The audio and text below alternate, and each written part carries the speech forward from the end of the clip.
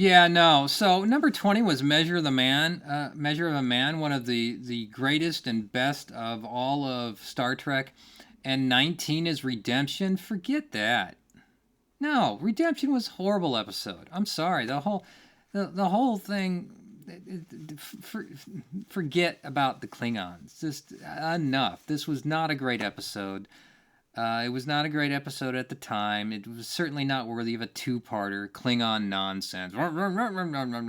Um, Whatever.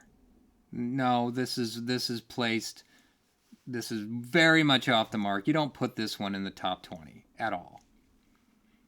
The better episode, and I don't even know if I did it yet, was the Worf goes on trial for the sins of his father, which was called Sins of the Father.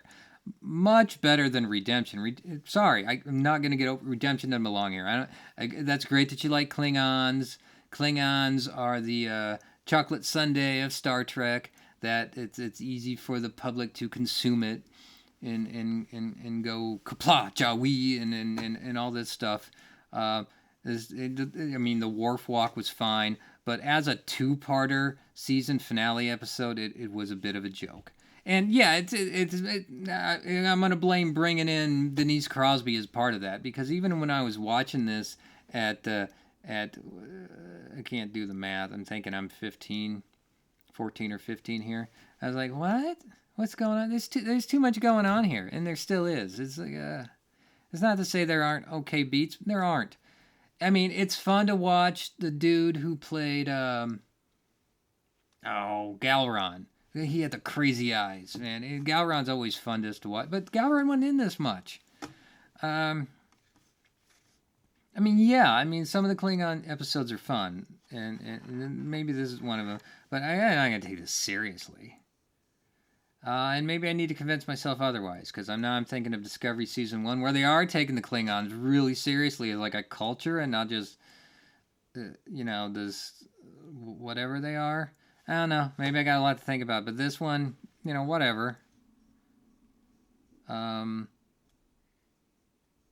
Even the one where Kaler dies and he has to go kill Duras, that comes way before this one.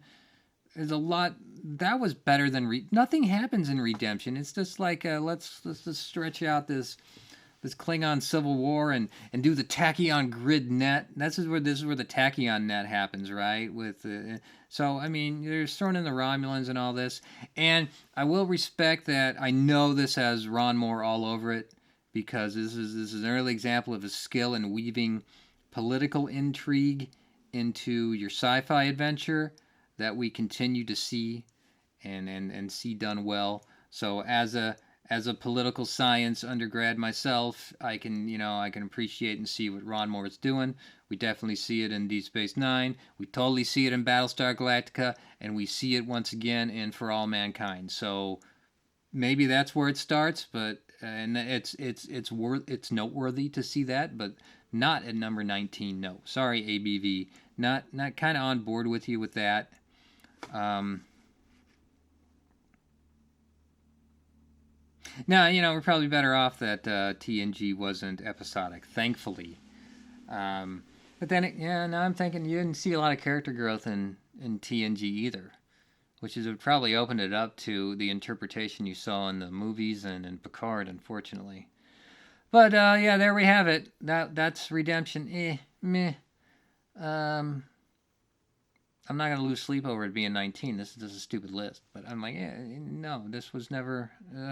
And I remember a TV Guide review when this thing came out too.